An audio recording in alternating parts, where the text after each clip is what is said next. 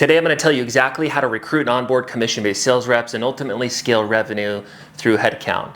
If you're not familiar with Sales Recruiting University, we're a business that recruits over 1,000 commission-based sales reps per month, and we have done-for-you services around recruiting and onboarding, and I've dedicated 12 and a half years of my career to helping the small business owner scale commission-based sales teams. So I've served over 2,000 businesses. We recruit over 1,000 commission-based sales reps per month. We have over 350 client testimonials online, et cetera, et cetera. In short, I've been doing this for over a decade, and I'm going to walk you through the 4-step process for recruiting and the 4-step process for onboarding. And really, it's important for you to understand that onboarding is the secret sauce to everything. Really, there's multiple ways to recruit. Obviously, we're biased and we like the way that we recruit because we feel it's the most efficient way based on scaling a commission-based sales team to get the volume through. But really, recruiting is simpler than the onboarding process. Onboarding is really what brings recruiting together, meaning that the whole purpose of recruiting is to retain reps and get sales production out of them. So we're going to cover both of those things. Now I want to cover some context around recruiting and onboarding and the math before we cover process. So let's cover the recruiting math and then talk recruiting process and then do a similar flow with the onboarding as well. If you're not familiar with the math behind recruiting, it's important for you to understand the numbers. Conservatively, it takes 100 applications to get one rep into new hire orientation, right? So one rep into new hire orientation. The numbers break down a little bit further like this. 100 applications come in, 80 of them need to be cycled out. So those are the candidates not even worth your time. The other 20% of candidates, so 20 out of 100, need to go through a good recruiting process, meaning that you need to get in front of them quickly and you need to be able to sell your opportunity at scale to the right candidates. So what I mean by that is when 100 applications come in, we quickly need to understand who's potentially a fit, who's worth taking through the process, and who needs to be cycled out. On average, it's about 80% of the candidates who are not going to be worth your time, meaning again that 20% of the candidates need to go through a good recruiting process. You need to get in front of them quickly and again be good at selling the opportunity. That's an important note for you, right? If I were to be a candidate and I were to come through your recruiting pipeline today, the question is why would I actually work for you? So why are you from a leadership perspective? Why is your culture, your industry, your company story, your plans for growth in the future, your sales model, the income opportunity, what it looks like to get supported as I get onboarded and managed by your leadership team or you as the ownership team? What does the advancement opportunity into sales leadership, et cetera, look like? I need to be sold by those things because I have a million other opportunities to choose from. So just because a candidate comes through the recruiting pipeline, it doesn't mean that they're going to be easy to recruit. You need to get in front of the 20% quickly and have a way to sell your opportunity and put a lot of energy into those candidates. And this is a side note, but we don't necessarily love phone interviews because to properly sell your opportunity one-on-one through the screening process before you get to a more formal one-on-one, well, phone interviews, you need at least 10, but probably more like 15 minutes. 20 times 15 is roughly 5 hours. It's a big time investment. And that's just an example of the phone interview time investment in the recruiting process if you were to do that. We prefer group interviews, which I'll dive into shortly, but ultimately it's important for you to understand that 100 applications come in, 80 of them get cycled out, 20 of them need to go quickly through a good recruiting process. If it is a good recruiting process, 10 of those candidates are going to say, hey, this seems like a great fit. I'm interested. At least that's what they're verbally saying. Maybe they're just being nice, maybe not. But 10 of them will, if it's a good recruiting process, out of the 20 will say, yes, I'm interested in taking next steps. You'll schedule them into a one-on-one ideally quickly. And the reality is 5 of those candidates, maybe up to 7 if your opportunity is really, really good and you're doing your one-on-ones quickly, 5 of those conservatively will show up into one-on-ones. 2 of them will verbally accept the job, right? So they say, hey, I love it. I want to move forward. But the reality is maybe they're doing interviews with other companies. 2 of them verbally accept. And then 1 of them actually shows up to new hire orientation with their agreement signed. Now, this doesn't necessarily mean a retained rep yet. And if you have a commission-based sales opportunity like our clients do, then the reality is it's not recruit 1 rep and get 1 rep. I wish it was that simple, but the reality is that it's not. So one of the challenges from the volume side of it is just the time investment required to do this. So to go from 100 applications to get 1 rep into new hire orientation and go through that math that I just went through, it's roughly 10 to 15 hours in leadership time to actually accomplish that. So if you wanted to go through the recruiting process to get 1 rep to show up this coming Monday into new hire orientation, that's going to be 10 hours plus of your time. Now, where it gets really frustrating in the recruiting process, and for some of you already understand this, most likely, especially in a commission-based model where there's no training pay, no base, maybe no lead opportunities, etc. And by the way, all of this stuff is applicable regardless of your industry and sales model. So if you're hiring setters, closers, reps who self-generate and close your own deals, it's all the same stuff. stuff, generally, this is kind of the math. But in a commission-based opportunity, you're usually looking at 3, 4, 5 reps to get one actually to stick and scale up into quota. If you don't have quota defined, just think about it as your bare minimum expectations for the role, annually, okay? So you need to recruit potentially 3, 4, 5 reps to get one to stick. As an example, if we're in the middle there, which is recruit 4 reps to get one to stick, that's a 25% retention rate. And now we're looking at 400 applications coming through the recruiting pipeline. 80% of those is 320 that need to be cycled out. That's 80 candidates that need to go through a good recruiting process. If it's a good process, then 40 of them will verbally accept a one-on-one, 20 of them will actually show up, 8 will verbally accept the job, 4 will show up into new hire orientation, and 1 of them will stick, assuming you have a decent onboarding process. Again, we're going to cover the onboarding process here shortly. So in short, so far, really recruiting, especially in commission-based sales team, it's a volume game. You need to have the process to take on the volume. I'm going to talk about the process next. You need to invest the time into that process. That's the 10 hours plus per hire. And then also sometime within that process, whether you do group interviews like us or phone interviews, etc., you need to understand that you're selling your opportunity, right? Candidates have a million opportunities to choose from, especially in a commission-based sales environment. And we'll talk a little bit in this video about how to stick out. So with all that said, the question is, well, how do we actually get the volume? How do we screen through the volume quickly enough and protect our leadership time and ultimately get the end result, which is most important? We have a 4-step recruiting process. Again, we're biased, but I have worked with 2,000 plus businesses. I've obviously tested many recruiting processes over a decade in doing this, specifically being an entrepreneur for 12 and a half years, helping small business owners scale commission-based sales teams. And I love this process, really centralizing thing around ads, because that's the easiest way to get volume through the top end of the recruiting funnel, and doing group interviews because that allows you to be efficient with your time, but also invest energy into that process and sell your opportunity to multiple candidates at once. So we have a 4-step recruiting process at Sales Recruiting University. And for context, for anybody that's interested, what we do for clients on the recruiting side, although we serve clients on both the recruiting and onboarding side, we build out this entire process and co-manage it with our clients, reduce 80% of their workload and increase their volume and quality of recruits compared to what they were doing before without us, if that makes sense. And so we have advertisements, a screening and scheduling process, a group interview process, and a final interview process. So advertisements, this is pretty simple and we already alluded to it, but ads is where we get the volume through the recruiting pipeline, right? So if it takes 100 applications to get 1 rep into new hire orientation, and I hypothetically want to recruit 5 reps in the next 30 days, well, conservatively, I need to have advertising that gets me at least 500 candidates to ensure I hit my bare minimum goal of 5 reps recruited and showing up to new hire orientation. So advertising is the easiest way to actually get the volume. The next step is the screening and scheduling process, okay? So this is where we opt out the 80% of candidates who are definitely not a fit and take the other 20% of candidates who are potentially a fit and invite them into next steps, okay? So there's other steps within this 4-step process administratively, additional screening and scheduling steps, assessments potentially dependent on the nature of your compensation plan and role, but this is the nature of our standard 4-step process. This is the basics that you need to know per this video. So advertisements to get the volume, screening and scheduling process to opt out the 80% of candidates and take the other 20% and invite them into next steps. Next steps, if you remember, is the group presentation or group interview. This is where you're selling your opportunity at scale. And we have an 8-step group interview process. It doesn't necessarily need to be like this, but it's proven. I've worked on it, again, for over a decade. And the 8-step structure of what we do is there's an introduction, you pitch the culture, you pitch the industry, you pitch the company story, the plans for growth in the future, the sales model, the roles or role that you're hiring for, the nature of the compensation plan, what it looks like to ramp up into the position, whether that's 30 days, 60 days, 90 days plus, etc. So providing clarity on what it looks like to ramp up into the opportunity. Step 7 is pitching the vision and the career path for other roles within the organization. That's one of the most important pieces to recruiting, especially a commission-based sales opportunity. Having a large vision that higher quality candidates can see themselves growing internally within your organization. And then step 8 is next step. So there's a 20 to 30 minute presentation with Q&A.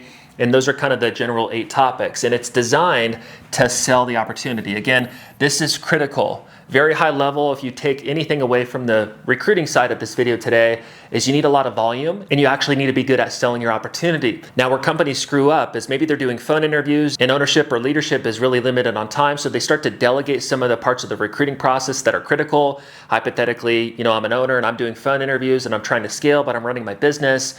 And then I start to delegate phone interviews to an admin or something like that, but they don't know how to properly sell and convert higher quality candidates into one-on-one interviews. And then all of a sudden our results drop.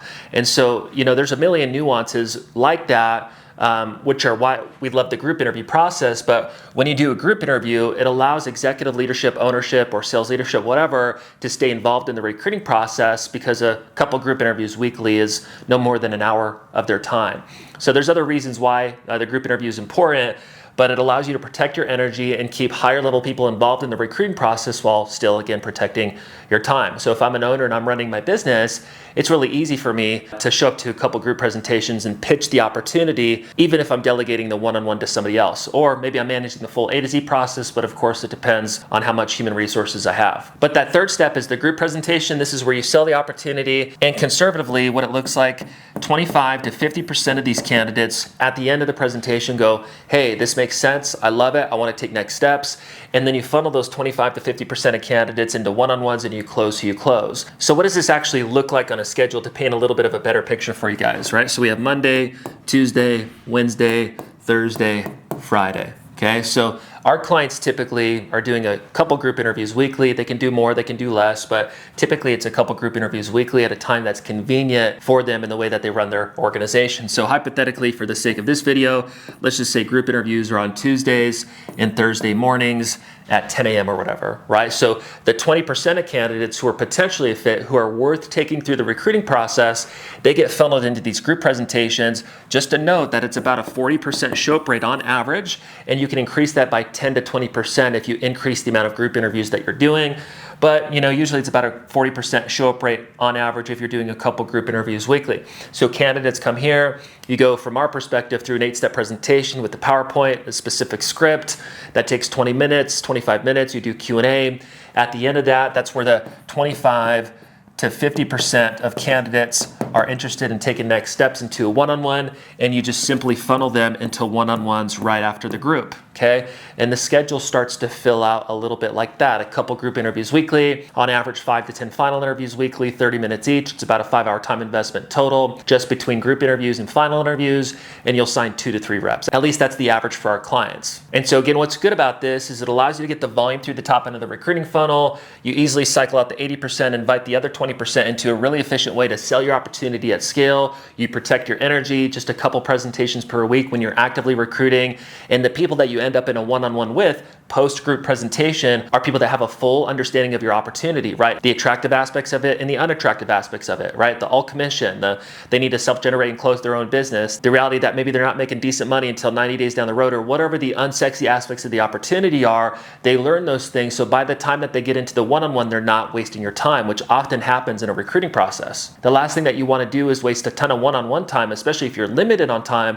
with people that fully don't understand the A to Z opportunity. You want to spend your valuable time in one-on-ones with people that are highly interested and fully get it. So when we work with an organization, we build out the 4-step process and other nuances that come along with it. And then we train our client on the group presentation, the final interview, and then our team manages the ads and the screening and scheduling of the group interviews. And they just simply show up to group interviews and final interviews and close, and turn that on and off whenever they want to pump reps in. Most small business owners can't recruit week after week after week, but just to paint a picture of what's doable for any company with that model, conservatively, you can recruit 2 to 3 reps a week, which is 8 to 12 a month, which is 24 to 36 over 90 days, and you'll retain 5 to 10 plus commission-based sales reps. And for the small business owner, once they get their team to 5 to 10, they're going to start to identify the leader. And usually what we help them do is transition that leader over a 90-day period to take on the leadership responsibilities, allowing the rep or the owner to step back and manage the A to Z business in the way that they want to manage it, meaning that there's somebody independently running and growing the sales team without ownership. So that's a little bit about recruiting, but onboarding, again, like I said at the beginning, it is the secret sauce, right? You can be great at recruiting, but if your onboarding process sucks, then you're not going to get what you want out of recruiting, which is ultimately retention and sales production. It's obviously pointless to invest time and money into recruiting if you're not going to be retaining reps resulting into sales production out of it. So let's cover onboarding. This, again, is by far the most important piece of the recruiting process, is what happens after. Now, some context around the onboarding, time investment, kind of like what we did in the recruiting side, is usually you're looking at 20 hours of leadership time per hire. So every opportunity is a little bit different. You may have a very entry-level canvassing, appointment setting position that's outside sales and reps are just generating leads for in-home closers, or you may be on the totally other side of the spectrum and it's hypothetically a remote B2B sales rep who's managing the full A to Z sales cycle. It's a 3 to 6 month sales cycle. It's really high ticket. It's hard to get in front of the decision maker, and maybe their ramp up is 6+ months. And then you have every other opportunity in between. So my point is, every opportunity is obviously going to require different training, but the typical time investment into onboarding, if you were to look at all opportunities, is about 20 hours in leadership time. Reps need what we're going to cover today, the information, role play, coaching, and structure. And if you're doing onboarding correctly, then you're looking typically, if you're doing everything live, which we don't love, you're looking at 20 hours in leadership time per hire. So if we go back to the math, in the 25% retention example that we gave, well, it was 40 hours of work to get 4 reps into new hire orientation. Okay, if it's 20 hours in onboarding work to take those 4 reps and take them through onboarding, now we're looking at 80 hours just in the onboarding side. Now we're looking at 120 hours of recruiting and onboarding work to recruit and onboard 4 reps properly just to get one that scales up into sales production. Now, is that time investment worth it? Absolutely, it's worth it, right? Let's say hypothetically you do that at least once a month. Well, you'll have 12 reps at the end of 12 months. And if you have a $500K or $1 million quota or whatever it is, then obviously you've scaled your company in a totally different way. But it takes the volume, it takes the process, and it takes the leadership time investment into the process to actually execute everything. So for most small business owners, especially the $5 to $10 million mark, they're usually missing resources, especially human resources. And the question is how do we actually recruit, which we've already covered, and then also, which is harder, onboard reps while also protecting leadership time, ensuring that reps get what they need to have a chance at ramping up into success. And that's also 4 components, similar to the recruiting process. Obviously 4 different topics, but it was 4 steps that we went through in the recruiting process, and there's 4 things I want to stick out for you in the onboarding process. So 1, 2, 3, 4. The first thing is information. So there's what we call the informational side of the onboarding process. So there's the informational side, there's role play, coaching, and structure. So the first thing, informational, that's everything that a rep needs to learn as they come on board, meaning that if you were to recruit me this week and I were to start this coming Monday, I don't just show up and magically know everything about your A to Z opportunity. I need to be taught the basics. At a bare minimum, what does success look like daily, weekly, monthly? Who am I selling to, which is your ICP, your ideal client profiles? That's who you're actually spending time within the sales conversation with or sales conversations with. The third thing is the offer. What am I selling to that ICP? And then lastly, in terms of the informational side of onboarding, it's what's the sales system? How do I execute the sales system? So to recap on that, it's what does success look like? Who am I selling to? What am I selling to them? And how do I execute on that A to Z process, which is the sales system? The sales system is what takes up 60, 70, 80% of the informational side of the onboarding process. Now, most companies, if they're actively recruiting and onboarding today, they're doing this at some level, meaning that maybe it's an owner or a sales manager, and they maybe recruit 1, 2, 3, 10 reps, whatever the number is. They push those candidates into an onboarding class and they spend 10, 15, 20 plus hours with that group of people, getting them the information that they need to understand. And usually a company will do this live, and this is where it gets really difficult. So maybe it's 10 to 20 hours, call it 15 hours. I recruit a group of reps, and then next week, Monday through Friday, I spend 3 hours a day getting them the information over 5 days. I've invested a lot of my energy and my time over 15 hours getting them to understand who we sell, what we sell, the sales system, what success looks like, et cetera, et cetera. And I've invested that time, which is valuable time, but also one of the negative aspects of that outside of the time is reps forget 85% of the information that you teach them at the beginning, especially if they're not totally understanding of your industry and your sales model yet. If everything is new, then they're going to forget a lot of it. Very similar to this video. If I were to get on a call with you right after this video and I said, hey, are you an expert at everything I discussed in that 30-minute presentation? No, you're going to maybe get 15% of it. So the same thing is happening with your sales reps, and it's important for you to understand. So there's 2 issues here. The first issue is you may be investing 10 to 20 hours of your valuable time. Sometimes our clients, before they were working with us, they were investing 30 to 40 hours per hire, or just in the informational side of onboarding. But on top of that 10, 20, 30, 40 hours, reps are forgetting 85% of it on average, telling us that they actually need to get the information to retain it several times. So we like to look at it as reps need the information 2 to 4 times, depending on how complex the role is. So if you can imagine getting them the information week 1, well, that's not enough. We would want them to get it in week 2 at a bare minimum. And if it's a fairly complex, highly informational role, then maybe they're going to get the information a 3rd and 4th time.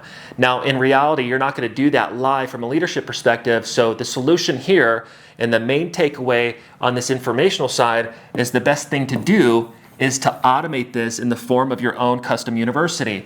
Not some general sales university. I mean in-depth training around what does success look like daily, weekly, monthly in your opportunity, who do you sell to, what do you sell, and what is the sales system. So if you can imagine having your own learning management system, your own sales university. So if your company's ABC company, if you can imagine having ABC University, and inside of ABC University, everything informationally that a rep needs to learn is inside of that via videos, documents, and quizzes. So that instead of you spending 10, 15, 20 hours to regurgitate the information to them live and waste leadership time, also knowing that they're going to forget 85% of the information, you automate that in the form of a university, and this protects your valuable time, but it also allows you to automate the rep going through it 2 to 4 times in the first 2 to 4 weeks, which increases information retention. So we're talking about a reduction in leadership time with also better retention rates because reps are getting the information multiple times. So just a side note for our clients in these 4 points that we covered today, we build out all of this stuff, but the first 3, which are the big training components to actually learn how to execute the sales system,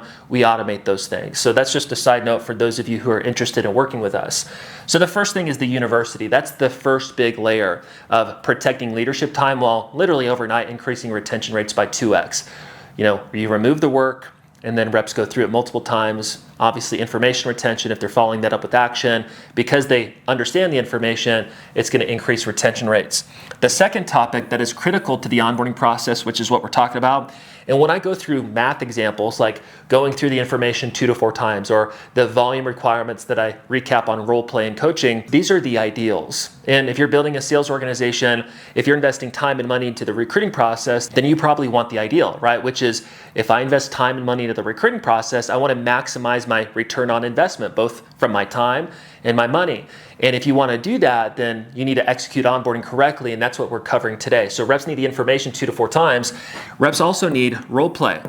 So when I come on board, as an example, if I'm your sales rep, it's great that I get the information maybe 2, 3, 4 times, but that's not enough. The next step from there is obviously me acting on that information. Now, I don't need to wait to act and do sales activities until I go through the content 2 to 4 times, but when I start to act, what am I actually doing? Whether it's in the field, on the doors, in the business, face-to-face, or on the phones via Zoom, whatever the nature of your sales model is, I'm starting to have real sales conversations.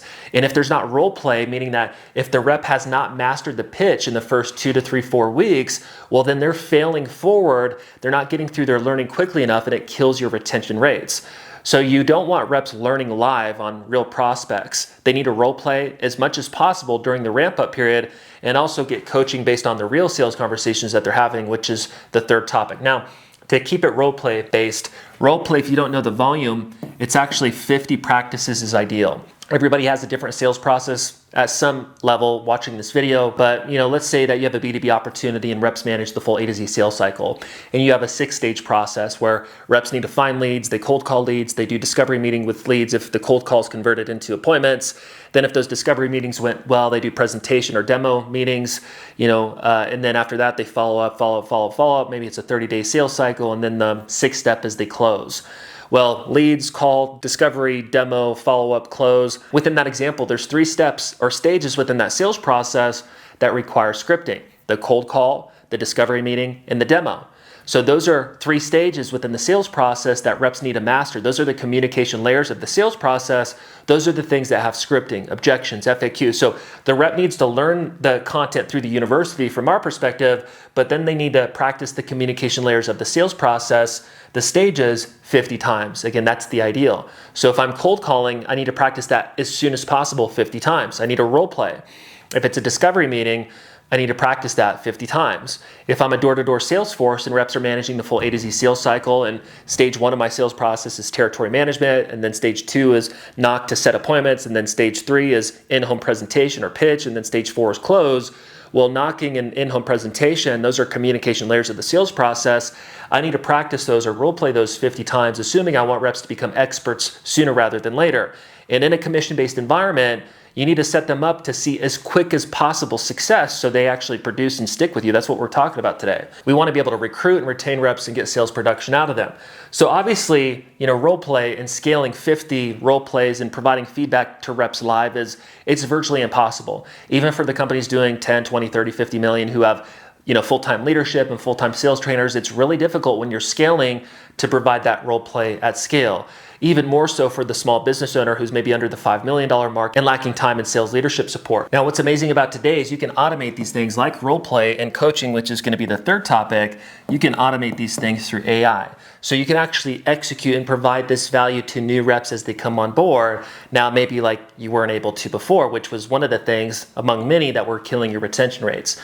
Meaning that we can take your ICPs, the types of customers that you sell to, your stages, your scripts, your objections, your FAQs, all the communication layers of your sales process, and upload that into a platform and create AI simulations. So reps can log in and practice with AI customers that mirror your exact sales experience or the types of customers that you sell to, and have real sales conversations based on what they learned inside of the university and get feedback after those real conversations, allowing you to automate role play at scale, as an example, 50 times per stage. There's a ton of different platforms out there. Ours is called Rep Coach AI. It's only available currently to our recruiting and onboarding done for you clients. And we're happy to give you a demo of that if you'd like to see that. But role play is obviously critical. Now to recap, reps need the information 2 to 3, 4 times. The easiest way to deliver that is through an automated university via videos, documents, and quizzes. Reps need also role play 50 times each on each one of the stages. Ideally, if you want to maximize retention, you can actually automate that through AI now instead of doing it live, which is virtually impossible to scale. The third thing reps need is actually coaching based on real sales conversations that they're having in the field or on the phones. Now, if you don't know the cadence that actually reps need in terms of coaching, it's similar to the role play structure, as in we went through an example where rep does the cold call, discovery meeting, presentation, or demo meeting. They need to role play on those 50 times. We did the door knocking and in-home pitch. Those are 2 different stages. They need to practice those 50 times. If you remember those details, well, structurally on the coaching side, it's really similar, but the volume is 10 times as the ideal minimum.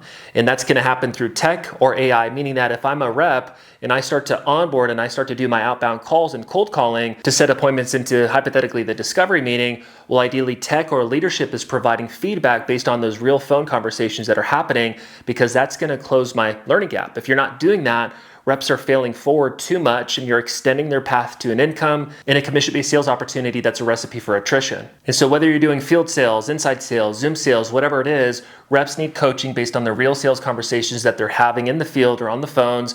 And it's when they're getting the information multiple times. It's when they're practicing or doing role play at scale. And it's when they're getting the coaching based on real sales conversations. When all of this comes together, this is what makes your retention rates increase by 2, 3, 4, 5x without exaggeration. And if you have any experience recruiting and onboarding, you probably can come to that logical conclusion, because most likely you haven't executed on these things properly in the past. Now, the fourth thing that reps need is structure, meaning that they need clarity on everything that they're doing daily during the ramp up period.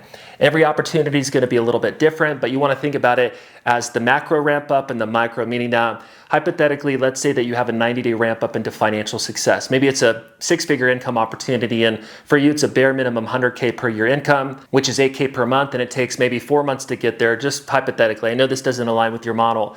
And maybe in general, you expect them to make $2,000 month 1, $4,000 month 2, $6,000 month 3, and $8,000 month 4. Well, reps need to know exactly what they need to do weekly from an activity perspective to accomplish that. So they need clarity. These are details that you're communicating in the recruiting process, but you're also onboarding around this for expectation purposes. So reps need to understand the high level structure in the macro ramp up time, so they're aligned with reality in terms of ramping up into a good income. But even more importantly are the first 2 to 3, 4 weeks. And that's where you need to get more granular. You need to get into the micro, meaning that a rep needs to know what to do every single day as they ramp up into success. So as an example, if you recruit and you onboard me and I start on Monday, well, on Monday, I need to know the 6 things that I need to do to be on track perfectly for Tuesday. On Tuesday, I need to know the 5 things I need to do on Tuesday to be perfectly on track for Wednesday. On Wednesday, I need to know the 7 things I need to do to be on track for Thursday, et cetera, et cetera. So reps, when they come on board, they need absolute clarity in a commission-based opportunity. If the structure and the clarity is not there, they're going to lose confidence and they'll disappear on you. At the beginning, until they're making a decent money, their confidence is in the nature of the system and the clarity and the structure that you have. When you build good training systems on top of that, which is the university role play AI and coaching AI, which coaching you can also automate, all of these together radically transform your onboarding process and actually turn recruiting into retention and ultimately sales production, which was the whole point in the first place. And truthfully, onboarding is an absolute grind. What's great about this is when you automate the university role play and coaching, which are the biggest time sucks in the onboarding process, what this does is it not only reduces your leadership workload by roughly 80%, but now because the onboarding structure is perfected, it increases your retention rates by 2 to 3, 4, 5x. And when you take the recruiting process that we covered and the onboarding process that we just recapped, this is when you can predictably scale up revenue by headcount. And on top of that, the nature of your new onboarding systems will increase your per rep averages, meaning your average rep is going to produce more than maybe historical reps, which is a beautiful thing because it's all about training. To wrap up, again, I've been doing this for about 12 and a half years, specifically helping the small business owner scale commission-based sales teams. Sales Recruiting University is my third recruiting business. We're almost 9 years old.